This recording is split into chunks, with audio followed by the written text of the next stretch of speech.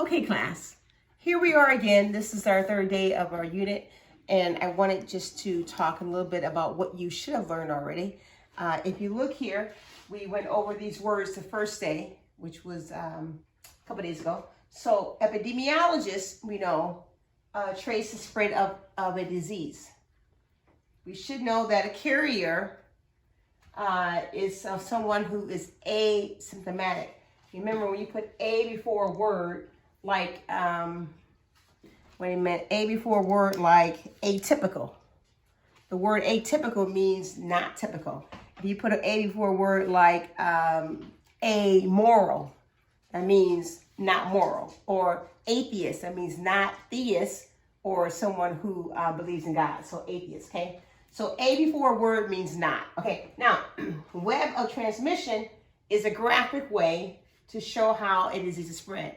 And for our first activity of the unit, you were looking at 8 different people and how they interacted.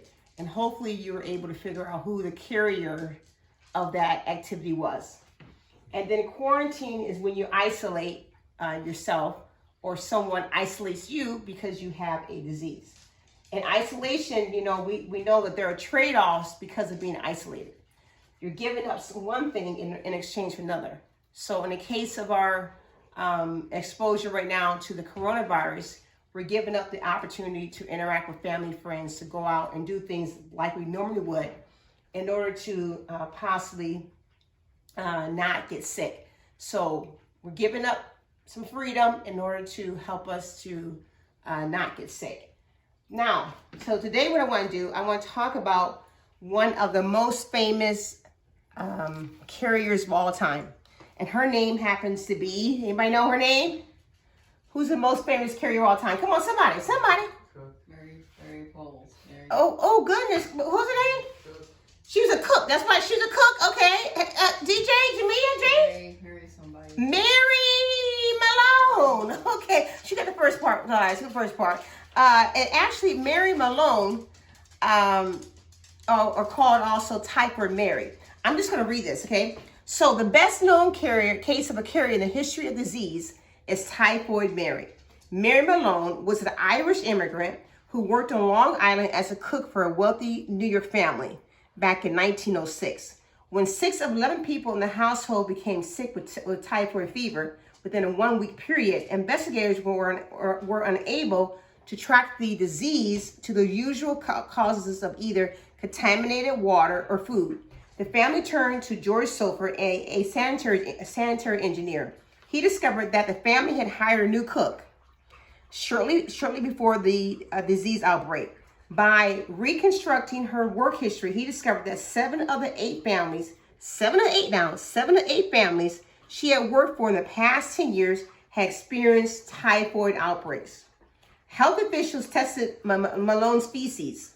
Feces, is stool or, dung, excrement, waste, scat, poop. All those words can be used for the word feces. I'm saying it again. Feces can be called stool. It can be called dung, excrement, waste, scat, or poop. And in science class, we don't use those terms. We can use excrement or waste or feces. So we like to say feces in this class. Feces, F-E-C-E-S. So 7 or 10 years, right? Health officials tested Malone's feces, which contained a high concentration of the bacteria that causes typhoid. She was subsequently isolated. There's the word isolate again. She was subsequently isolated or quarantined in a cottage at a facility for patients with infectious diseases on a tiny island near New York City.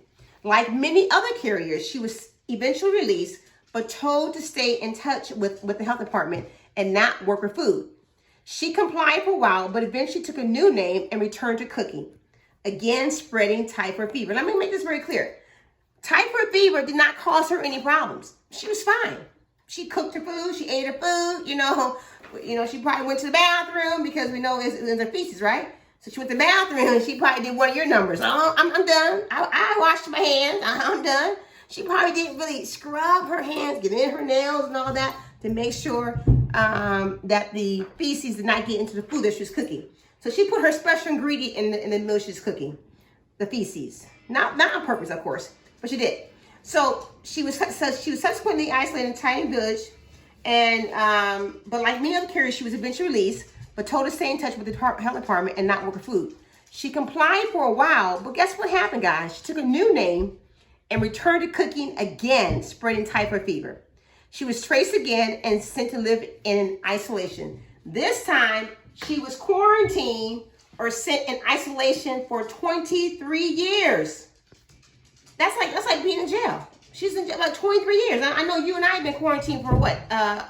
9 months, 10 months? It's been tough, I know. It is unclear to what extent her lengthy isolation was due to her unwillingness to submit to health department supervision and give her job as a cook, or due to prejudice against her for her Irish immigrant status. Other non-compliant carriers were not isolated as she was. However, her story illustrates the difficult trade-offs, there's a word trade-off, difficult trade-offs between the rights of an individual and the desire to protect healthy people from infection that must be considered in developing public health policies. So right now we are in the midst of the coronavirus. And yes, and one of the mandates, or one of the things that we have been called to ask, or have been asked to do, is to wear a mask. So that's one way for us to help to prevent the spread of this coronavirus, is by wearing a mask. Okay, so let me just go over that. So her name, once again, I'm going to write it down. I didn't make room for this, but I'm going to write it down right now. I want to make sure you have the name. So her name is, can you see this, DJ? Mary Malone, okay?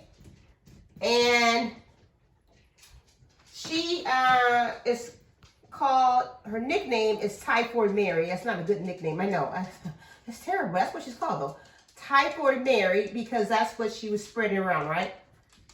Typhoid fever. Okay. Typhoid fever. Can you see it, DJ? Typhoid fever. Okay. All right. So Mary Malone, you need to know that name. She's the most famous carrier of all time.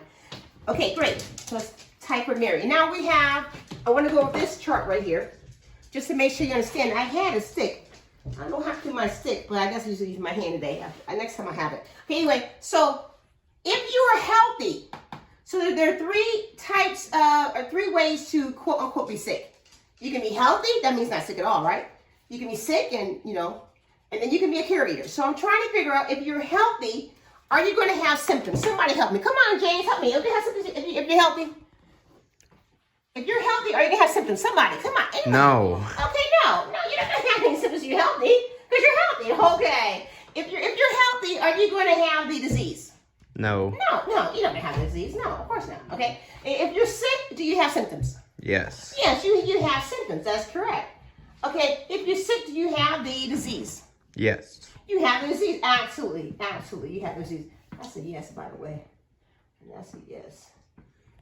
Okay. And then let's look at carrier. If you are that means not symptomatic. If you're a carrier, asymptomatic, are you going to have the symptoms? No. You don't have symptoms, guys. We learned that from our birth certificate. You do not have symptoms. But do you have the disease?